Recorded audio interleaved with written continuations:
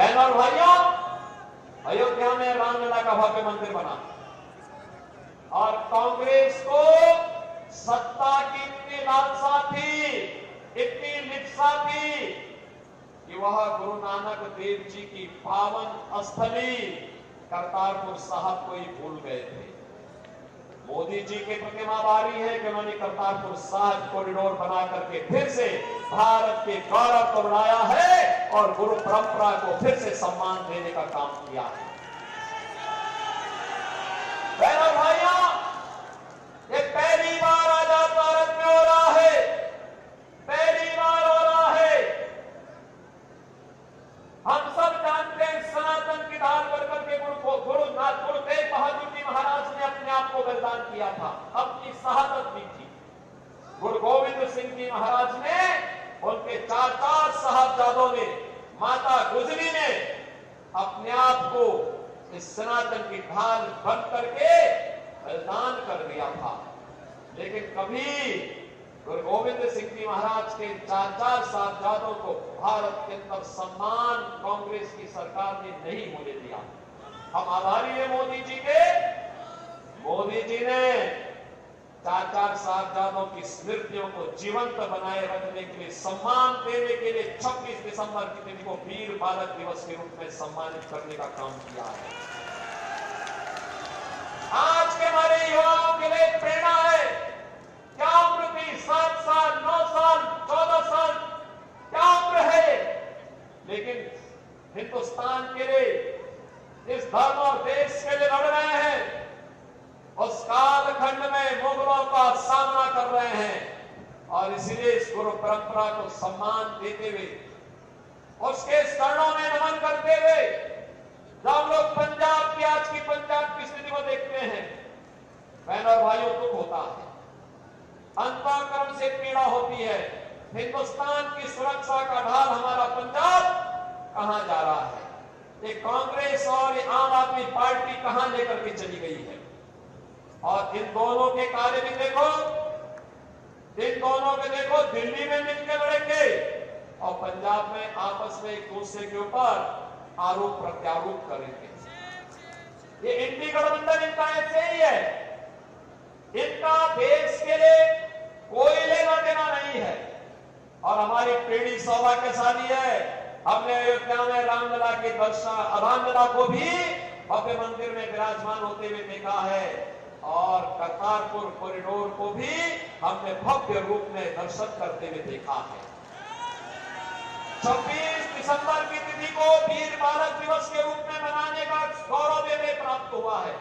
मैं तो पहले से ही यूपी में जब आया, आने के बाद से ही मैंने 26 दिसंबर की तिथि को वीर बाल दिवस के रूप में मनाना प्रारंभ कर दिया और यूपी में तो मुख्यमंत्री आवास में ही हम लोग गुरु ग्रंथ साहब को सिर में लेकर के जाते हैं, वहीं कीर्तन कराते हैं और बहनों भाइयों, वहीं पे वीर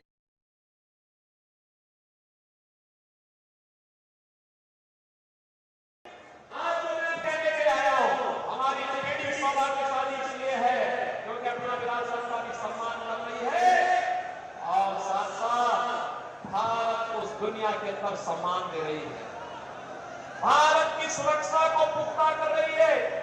अब दुनिया का कोई देश, कोई दुश्मन भारत की सीमा का अतिक्रमण नहीं करता है। बहनों और भाइयों, अब तो जगह जगह विस्फोट नहीं होते।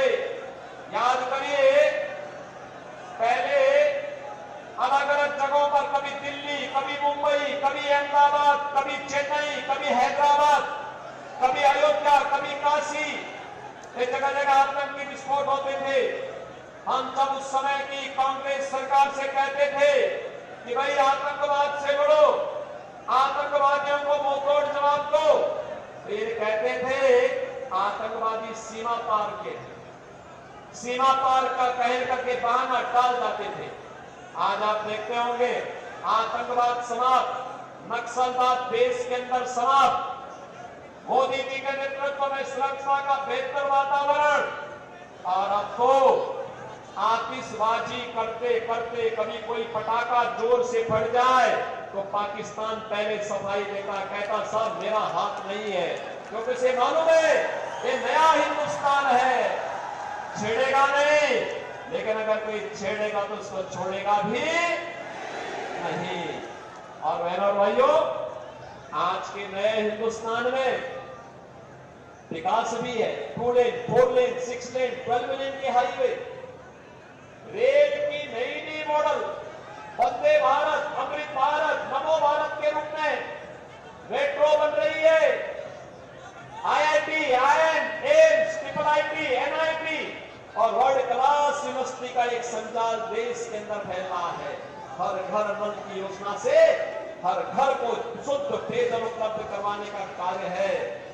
तो बहनों और भाइयों, गरीबों के लिए 80 करोड़ लोग फ्री में राशन की सुविधा का लाभ प्राप्त कर रहे हैं। याद करिए, पाकिस्तान की कुल आबादी 23 करोड़ और 23 करोड़ की आबादी भूख से मर रही है, और हिंदुस्तान में 80 करोड़ लोग फ्री में राशन की सुविधा का लाभ प्राप्त कर रहे हैं। पाकिस्तान की जितनी आबादी है, इससे बड़ी आबादी को मोदी जी ने 10 वर्ष में गरीबी रेखा से ऊपर खुशहाल जीवन जीने के लिए आगे बढ़ाया है। 60 करोड़ लोगों को 5 लाख रुपए का मुफ्त स्वास्थ्य कार्ड की, आयुष्मान कार्ड की सुविधा मोदी जी ने दी है। और मोदी जी ने कहा है 4 जून को फिर एक बार जब मोदी सरकार बनेगी तो बहनों और भाइयों, 70 वर्ष से ऊपर के प्रत्येक बुजुर्ग को 5 लाख रुपए प्रतिवर्ष स्वास्थ्य के लिए कार्ड उपलब्ध होगा, जिससे वह अपना परिवार का खर्चा बचा सके और मुफ्त में उपचार करवा सके। किसान को किसान सम्मान निधि, हर गरीब के घर में शौचालय, और बहनों और भाइयों, हर घर में उज्ज्वला योजना का कनेक्शन भी। 4 करोड़ गरीबों के मकान बने हैं। मोदी जी ने कहा है जितने गरीब बचे होंगे इनके भी मकान बनेंगे, और अगले 5 वर्ष में सबको एक एक मकान देंगे। बहनों और भाइयों, आज तो मैं आपसे कहने के लिए आया हूं, ये विजय सांपला जी हमारे बीच में है। मैं पंजाब की धरती में कहना चाहता हूं, अयोध्या में रामलला विराजमान बाद में हुए। पहले अयोध्या के एयरपोर्ट का नाम महर्षि वाल्मीकि के नाम पर किया गया। इंटरनेशनल एयरपोर्ट हमने अयोध्या में बनाया, महर्षि वाल्मीकि के नाम पर एयरपोर्ट का नाम रखा। विजय सांपला जी हमारे बीच में है, इनका काशी में आना जाना है। सदगुरु रविदास जी महाराज की पावन जन्मस्थली चीर गोवर्धन में अक्सर जाते हैं। याद करिए, कांग्रेस की सरकार में और पहले की सरकारों में वहां की क्या दुर्दशा थी।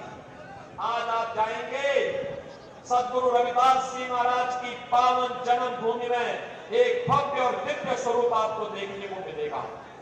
और बहनों और भाइयों, मैं आज आपसे यही कहने के लिए आया हूं, एक तरफ भारतीय जनता पार्टी सम्मान, सुरक्षा, विकास, विरासत को आगे बढ़ाने का काम कर रही है, गरीबों का कल्याण कर रही है, और दूसरी तरफ कांग्रेस और आम आदमी पार्टी का ये गठबंधन, जो गठबंधन नहीं बल्कि आम आदमी पार्टी तो देश के अंदर पहली पार्टी है जिस राजनीतिक दल के खिलाफ भी चार्जशीट दाखिल हो रखी है। ये दागी पार्टी बन चुकी है। ये भ्रष्टाचार के खिलाफ खड़ी हुई थी, लेकिन इसके 1 दर्जन नेता भ्रष्टाचार के मामले में जेल के अंदर सड़ रहे हैं, या फिर बेल पे बार छूट करके जनता के सामने अपनी साफ बोली की सफाई देने के लिए मजबूर हुए हैं। बहनों भाइयों, ये लोग बोलते क्या थे, आज इन्होंने पंजाब के हाल क्या कर दिए हैं।